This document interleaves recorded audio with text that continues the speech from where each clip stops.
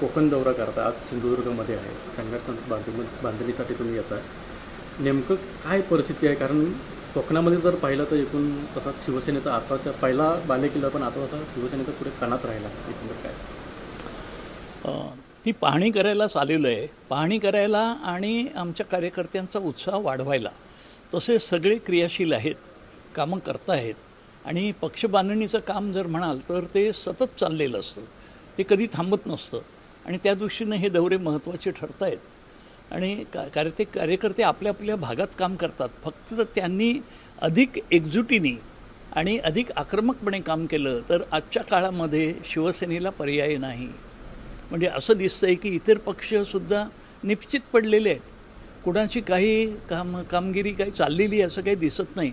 अशा वेळेला शिवसैनिकांना खूप संधी आहे. जे काम करतील ते पुढे जातील आणि आज महाराष्ट्राला याची गरज आहे, चांगल्या नेतृत्वाची गरज आहे, चांगलं कार्य करण्याची गरज आहे. नाही तर महाराष्ट्र वाऱ्यावर पडल्यासारखी आजची परिस्थिती आहे. आणि त्यामुळे आम्ही हे जे दौरे करतो त्याच्यामध्ये अगदी कार्यकर्त्यांना पुन्हा एकदा उठाव करण्याची एक आम्ही विनंती करतो, आवाहन करतो, प्रोत्साहन देतो आणि त्यांच्या काही अडीअडचणी असतील त्यासुद्धा ऐकून घेतो. तर उद्धव ठाकरे असतील किंवा आदित्य ठाकरे असतील, यांचे दौरे कधी कोकणामध्ये सिंधुदुर्गमध्ये? त्यांचे दौरे सुरू आहेत. कोकणातला पाऊस थोडासा कमी झाला की या भागातसुद्धा आदित्य ठाकरे आणि उद्धव साहेबांचे दौरे होतील आणि शिवसैनिक फार आतुरतेने त्यांच्या आगमनाची वाट बघतायत. साहेब, तुमचा उद्या ठाकरे सेनेचा उद्या तिरंगा रॅली निघत आहे, हो, काय सांगाल? चांगले असेच कार्यक्रम घेतले पाहिजेत. माननीय बाळासाहेबांनी असे वेगवेगळे अभिनव उपक्रम शिवसेनेला दिले आणि त्याच्यातूनच शिवसेना वाढली, पुढे आली. तेव्हा ही तिरंगा रॅली जी काढली जाते ही खूप चांगली कल्पना आहे आणि देशभक्ती ही लोकांच्या मनामध्ये असतेच, फक्त तिला फुंकर घालायची गरज आहे. आपण जर थोडं उत्तेजन दिलं तर आपले कार्यकर्ते अधिक चांगलं भरीव काम करतील असा आम्हाला विश्वास आहे.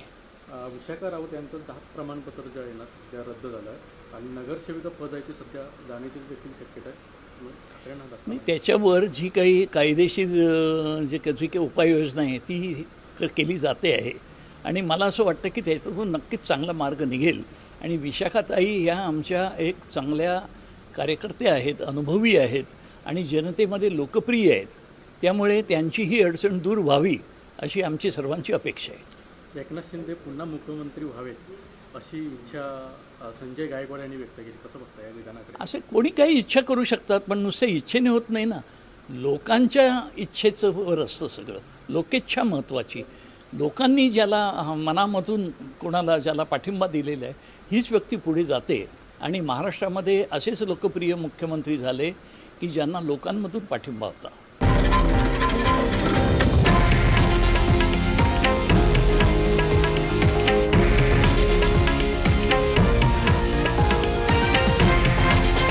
हे आहे देशातील नंबर 1 न्यूज नेटवर्क आणि आपण पाहत आहात TV9 मराठी, एकमेव.